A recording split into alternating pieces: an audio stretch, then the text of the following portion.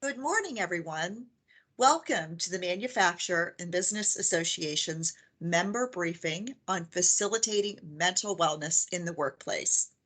My name is Patty Welther, and I'm on staff at the Manufacturer and Business Association. With me today are Keith Eller and Alicia Furman from UPMC Work Partners. Now, it goes without saying that the past couple of years have been difficult. As a leader, you want to support your employees, and today's webinar will give you tips and best practices to do so.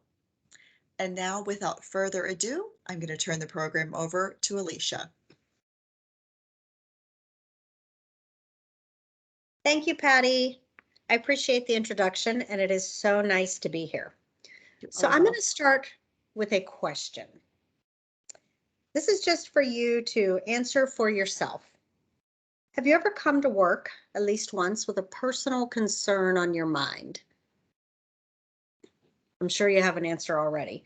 Second question is, have you ever allowed work concerns to enter your personal life? Most people can relate to at least one of, if not both, these situations. So many people have been impacted by the events of 2021, and I'm referring to all of the traumatic events that we've experienced or even observed since the pandemic began.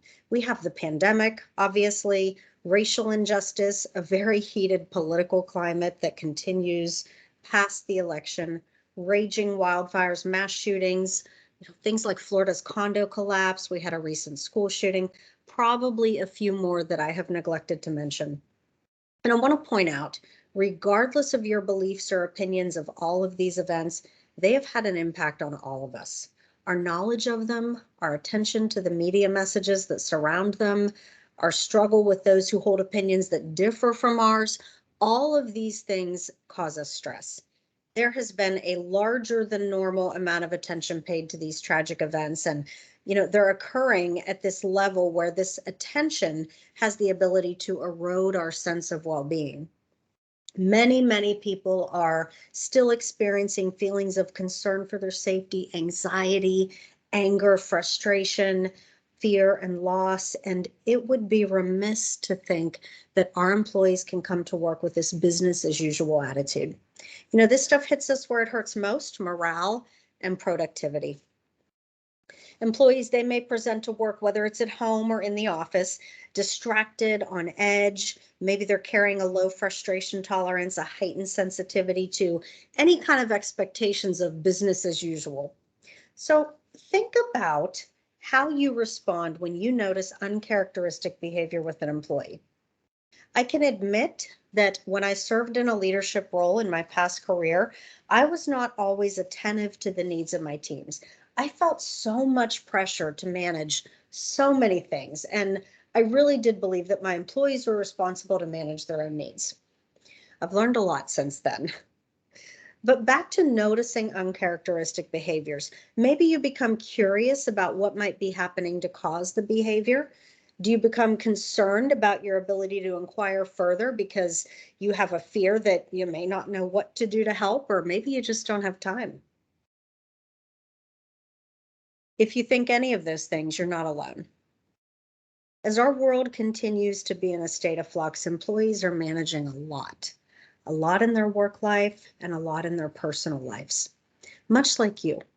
But now more than ever, it's important to show compassion and offer grace to employees that might be struggling with all these ongoing changes. We need to be prepared to support a workforce that continues to feel unsettled. Many people remain impacted by these events. Many are still worried about the potential for more tragedies. So as you know, many things have the potential to distract employees during their workday. I'm going to ask you to think about some things that you've noticed, changes that you've identified with workers in the recent past. Things like tardiness, an inability to focus, maybe an increased display of emotions, low frustration tolerance. And let's not forget, in addition to all of these, people are facing the everyday stressors that we know well. Things like accidents, illnesses, the death of a loved one, children struggling in school, elder care, household repairs, moving, taking care of their own medical needs. These are just a few. These are all examples of what our employees may bring back to work with them. So how might this impact their workday? Well, some of us are really good at compartmentalizing. This means that we have the ability to function despite conflicting realities. For example, you might be a nurse who strongly dislikes the sight of blood. Some people are really good at putting aside one reality for the benefit of something that conflicts, but unfortunately, not everybody has this talent or skill. Many of our employees are going to struggle to give their full attention to work in light of these types of stressors. Some of you might even be asking, how do I support others when I'm worried about these things too? Or how do I support others when I have a lot on my plate too? So we're going to stay on compartmentalizing for just a second. Some people may try to compartmentalize these stressors, forget about them when they're at work. This is one way of activating what I call a professional boundary. But regardless of how effective someone is with these boundaries, these emotions that are attached to these stressors, they will seep into the workday. Things like sadness, worry, guilt, anger, they will carry over into procedures at work. An employee's emotional distress can impact an entire team. It decreases productivity, it decreases creativity and morale. So I want to talk about the benefit of early intervention.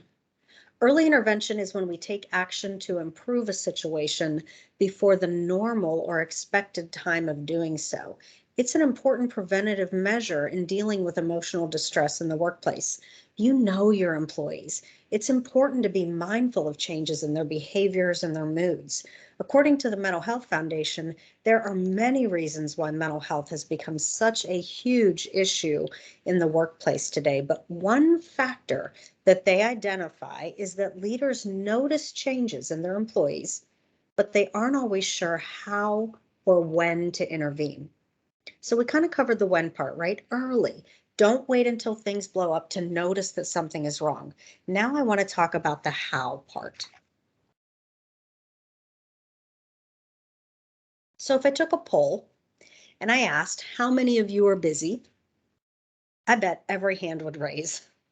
And if I took another poll and I asked, is anyone feeling a little stressed? I bet hands would raise again. We rarely encounter a leader that doesn't have a lot on their mind. So ask yourself, where do the employees fall on that list? They might be close to the top as a group, but what about individual employees? Those employees that we may have noticed who might be struggling. I know it's hard, but it's important to move them up on the priority list. The first step of early intervention is to notice or increase your awareness of employees who might be struggling. The goal is to intervene early in an effort to prevent the problem from becoming bigger. I'm going to share 4 areas of functioning that are impacted by emotional distress. And again, these are brought to us by the Mental Health Foundation. The first area of functioning is emotional. You might notice that employees are irritable, sensitive to criticism. You might see an uncharacteristic loss of confidence, loss of their sense of humor, excessive worry. Maybe they're rushing through tasks or just overthinking things. In the cognitive area, you might see increased mistakes, decreased decision making, a lack of concentration. Perhaps they're forgetting things that they already know, or they're being challenged by learning new things, and you just see an unexplained drop in performance. In the behavioral area, they might be arriving late, not taking breaks that they need, or maybe taking too many breaks, taking unscheduled time off work, not joining in on office banter, missing deadlines. Maybe their expectations of others are a bit exaggerated, and when that happens, we tend to blame a lot. Generally, they might just be acting out of character. And in the physical area, maybe there's a consistent cold or illness that they just can't shake. Maybe they're tired at work. They might look like they haven't made much of an effort with their appearance, and perhaps there's a rapid weight loss or gain. So these are some things that we want to try to pay attention to more. So although it's important to notice changes in an employee's demeanor, I don't want anyone to sense an expectation that they have to be able to diagnose or even fix an employee. In fact, we suggest the opposite. Even so, I want to make a connection between the behaviors and the characteristics that we're asking you to notice and diagnosable mental health concerns. Employees that are challenged by emotional distress, they will most often have the skills to manage the situation that's causing the distress. In fact, research says that 95% of the time we're resilient and we get through it. I think that's great news. But what about the other five? Sometimes too many things hit them at once and their coping skills just get buried. The first point that I want to make is that this increases the risk of diagnosable mental health concerns. When a person can't access or activate coping skills for their stressors, their symptoms worsen and can be severe enough to warrant a mental health diagnosis like depression or anxiety.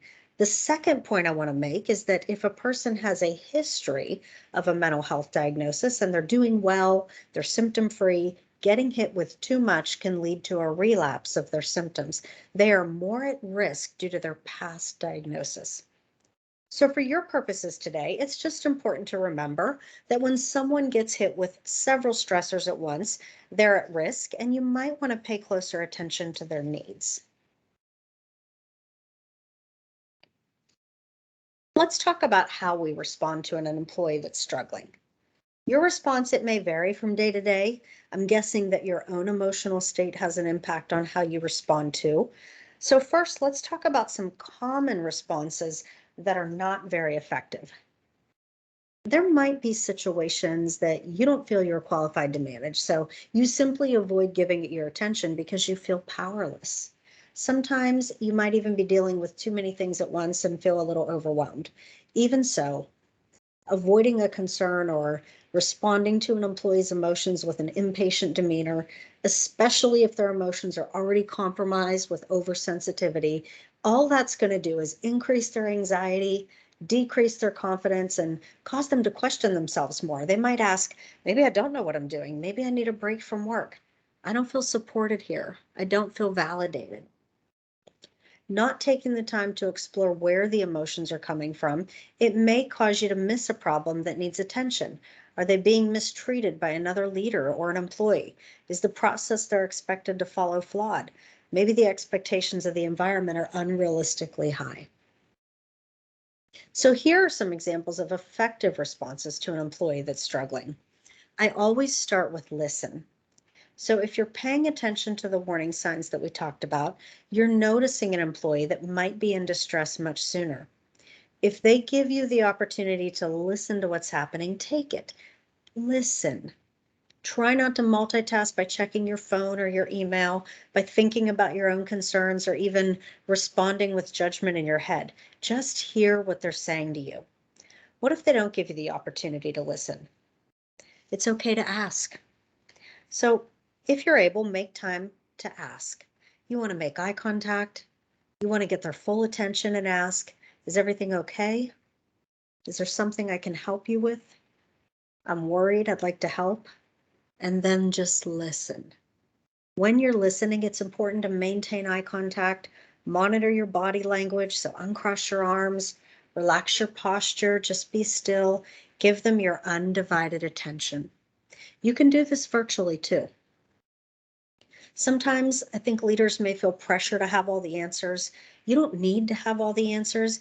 It's even okay to say that you don't have the answers, but you can give them a resource like HR or an EAP.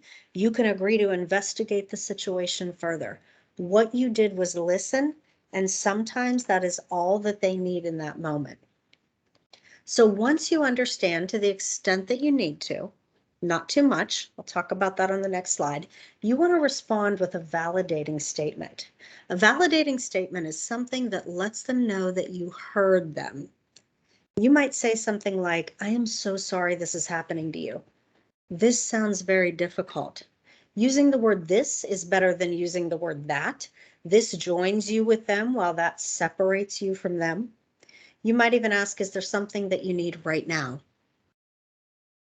Sometimes it's okay to just look at them and say, wow. If you don't have time at that moment, you can say, I want to help you. I want to hear more. And I'm involved in another priority right now. Do you have time to talk before you leave today? Do you have time for a phone call tonight? Whatever works for you.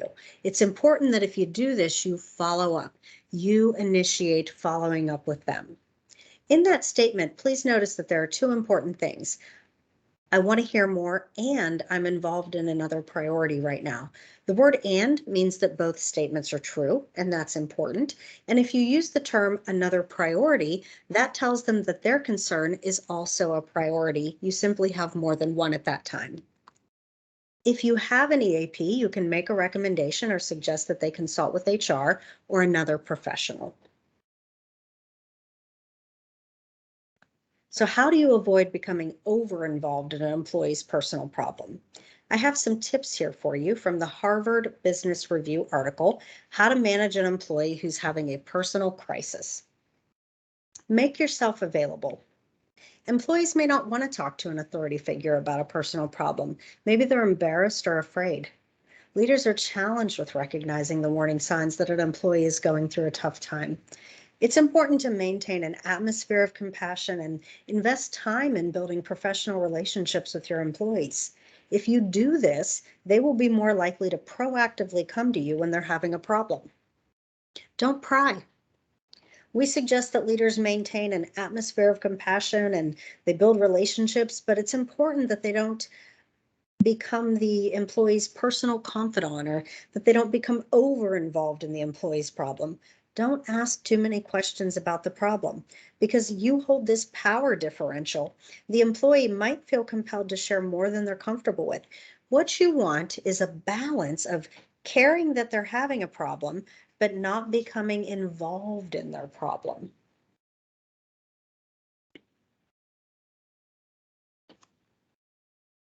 Listen first, ask second. So when an employee is sharing a problem, just listen. They may just want a sounding board. They may be put off by unsolicited advice or suggestions, especially if they're not a good fit in the employee's opinion. So instead of suggesting, ask, how can we support you? We is not as personal as I, so it's a good choice of words. The employee might already have some ideas of their own and be waiting for an opportunity to ask. Know what you can offer. Sometimes these problems that are shared with us, they will touch us personally. We may want to help in any way that we can. Be careful. Don't offer things that you don't have the authority to offer, like maybe allowing someone to work from home for several months or suggesting an extended leave when you don't know the restrictions on such a thing. Check in regularly to make sure they're doing okay. Remembering the concept of privacy, check in with your employee, gently ask how they're doing. Make sure that they know that you're available to problem solve how this problem might be interfering with work, and it's okay to ask them to stay in touch with you too. Consider the workload. It might help to consider a reduced workload to prevent the employee from needing an extended leave. Keep in mind how this person being out of the office will impact the team and the consumers. If tasks have to be reassigned, you need to monitor that closely, give end dates to the change. It's important to be clear and realistic about these types of expectations for the entire team. And last, be transparent and consistent. As a leader, you are always on stage. Other employees will be watching how you handle this and expect that they are treated the same if they have problems in the future. People are more productive when they trust you and believe that they are treated fairly. Make sure that you are following the policies and that the solutions are appropriate for any employee who may come to you with a problem. So in closing, I would like to talk about a study by researchers at Harvard and Stanford. They say that stress at work is just as bad as secondhand smoke. They have some stats here to consider. High job demands increase the chances of an illness by 35%. Long work hours increase the chance of an early death by 20%, and fear of losing your job increases the chance of poor health by 50%. This study is a meta-analysis, meaning it pulled together the results of 228 other scientific studies.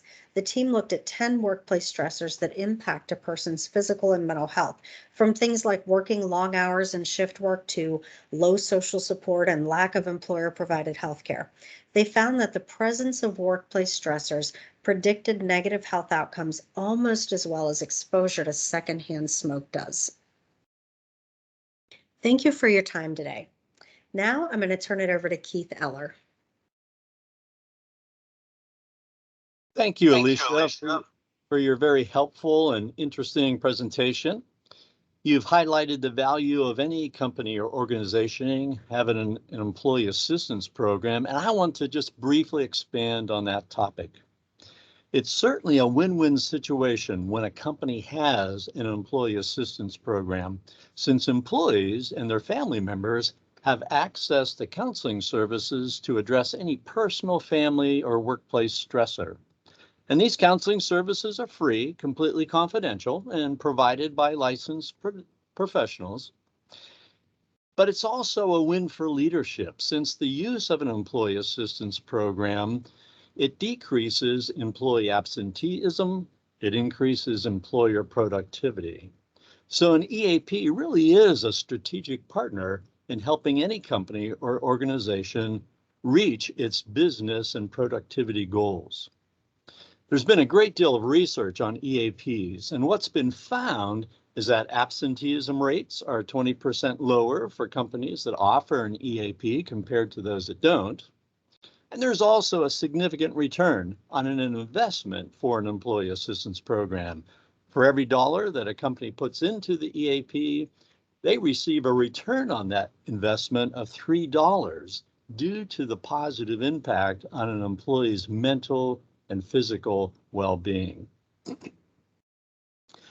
Now I just want to touch upon a partnership that Work Partners Employee Assistance Program has with the Manufacturing and Business Association.